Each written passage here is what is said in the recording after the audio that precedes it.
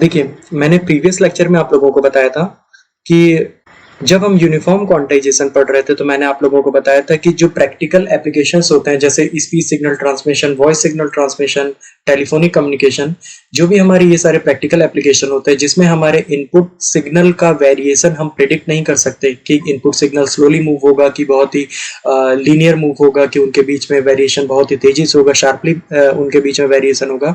तो अगर हमारा इनपुट का जो वेरिएशन है, अगर वो प्रिडिक्टेबल नहीं है, अगर वो लगातार चेंज हो रहा है, तब हम उस समय यूनिफॉर्म क्वांटाइजेशन का यूज नहीं कर सकते। ठीक है, तो उस समय हम लोग किसका यूज करते हैं? उस समय हम लोग नॉन यूनिफॉर्म क्वांटाइजेशन का यूज करते हैं। ठीक है, नॉन यूनिफॉर्म क्वांटाइजेशन क्या होता है? जैसे आप लोगों को नाम से समझ में आ रहा होगा कि non uniform quantization is that type of quantization at which the step size between two levels are varied according to input range according to the variation of input signal. ठीक है, अगर मेरे इनपुट जो भी सिग्नल है, अगर मेरे उसके वेरिएशन के according number of step size अगर चेंज हो रही है, तो इस टाइप के क्वांटाइजेशन को हम लोग कहते हैं नॉन यूनिफॉर्म क्वांटाइजेशन। ठीक है, ये तो हमारी बात हो गई डेफिनेशन की। ठीक, अब इसको नॉन यूनिफॉर्म क्वांटाइजेशन को किया कैसे जाता होगा बेटा? नॉन यूनिफॉर्म क्वांटाइजेशन करने के लिए हम लोग एक प्रोसेस अप्लाई करते हैं जिसको कहा जाता है कंपेंडिंग। ठीक है, कंपेंडिंग जो वर्ड है वो दो टर्म से मिलकर बना हुआ है, कंप्रेशन और एक्सपांशन। ठीक है, जो हमारा स्टार्टिंग प्रोसेस होता है वो हमारा कंप्रेशन का होता है, जो लास्ट वाला प्रोसेस है हमारा एक्सपांशन का होता है। ध्यान रहेगा।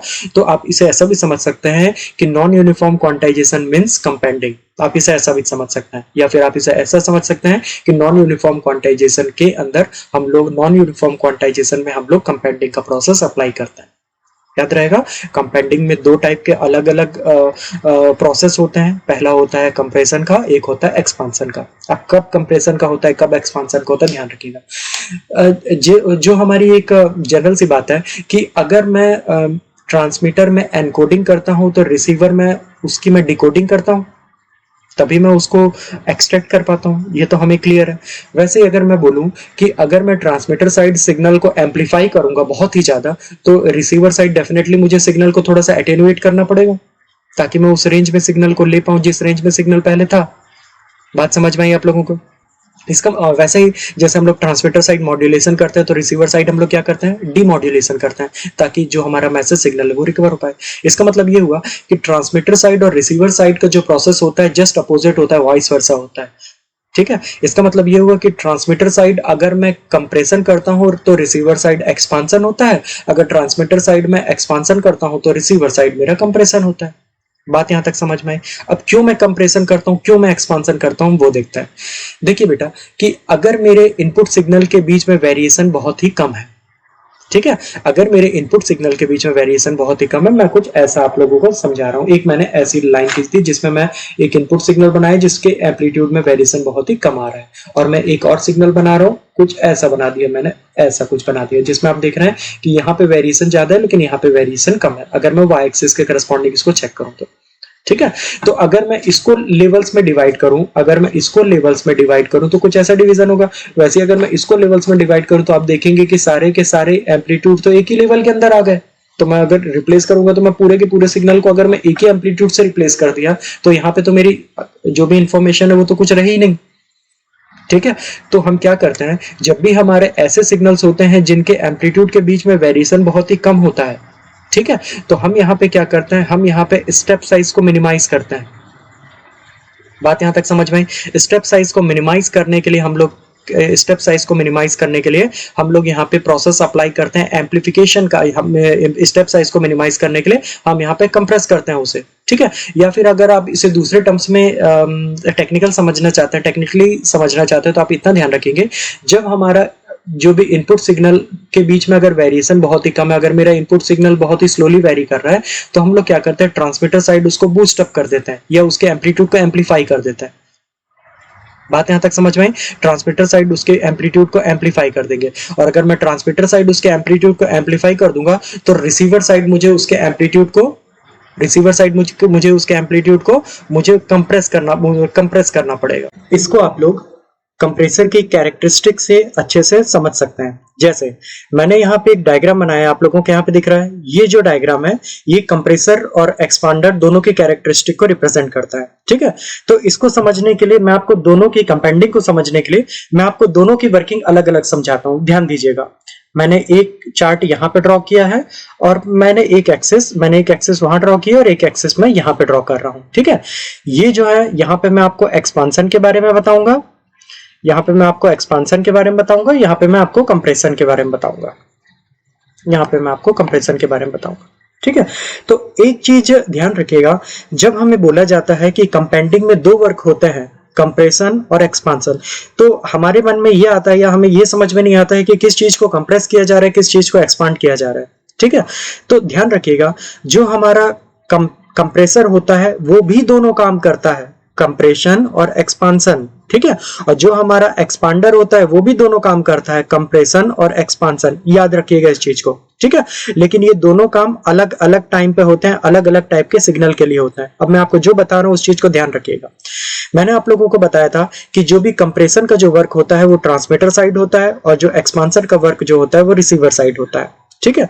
तो कंप्रेसर में होता है ये बेटा कि कंप्रेसर में जब या ट्रांसमीटर में जब हमारे सिग्नल का एम्पलीट्यूड लो होता है, जैसे अगर मैंने यहाँ पे इनपुट सिग्नल को एक्स एक्सिस में रिप्रेजेंट किया तो डेफिनेटली अगर जो एरो का साइन है वो लोअर से हायर की तरफ है, ठीक है। तो जब हमारा इनपुट सिग्नल लो है, तो लो सिग्नल को हमारा जो भी कंप्रेसर है वो एम्पलीफाई करता है।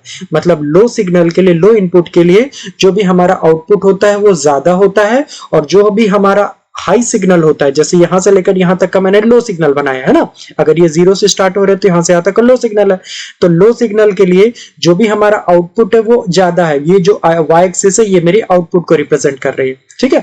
तो इसके कंपैरिजन में आप देख रहे हैं कि सिर्फ इतने इनपुट चेंज के लिए आउटपुट पे कितना चेंज आ रहा है, इतना चेंज आ रहा है।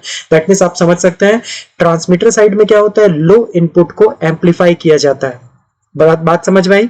वैसे ही जब हमारा इनपुट अगर हाई रहेगा तो उसको क्या कर दिया जाता है, उसको एटेन्युएट कर दिया जाता है, उसको थोड़ा सा मिनिमाइज कर दिया जाता है। ये ट्रांसमीटर साइड हो रहा है, ध्यान दीजिएगा। अभी मैंने आपको कंप्रेसर की कैरेक्टरिस्टिक बताई है, मैं फिर से एक्सप्लेन कर रहा हूं। कंपाउंडिंग में दो वर्क होते हैं, एक होता है कंप्रेशन का और एक होता है एक्सपांसन का। कंप्रेशन का जो वर्क होता है वो ट्रांसमीटर साइड होता है, एक्सपांसन का जो वर्क होता है वो रिसीवर साइड होता है, ठीक है। ध्यान रखिएगा, कंप्रेशन में क्या होता है, ट्रांसमीटर में क्या होता है, जब हमारा सिग्नल का एम्पलीट्यूड लो होगा या जब हमारे सिग्नल काफी कम वोल्टेज का होगा तो उसको एम्पलीफाई कर दिया जाता है, उसको बूस्ट अप कर दिया जाता है, ठीक है। तो आप यहाँ पे देखेंगे सिर्फ इतने ही इनपुट के लिए हमारा कितना यहां से लेकर यहां तक इतना चेंज आया, इतना आउटपुट आया है, ठीक है। वैसे जो हाई आउटपुट के लिए है हमारे आउटपुट में चेंज बहुत ही कम है, ठीक है। आप इसको इसी चीज से समझेंगे, लो इनपुट को एम्पलीफाई करता है कंप्रेसर और हाई इनपुट को एटेन्युएट करता है कंप्रेसर। बात समझ में आई।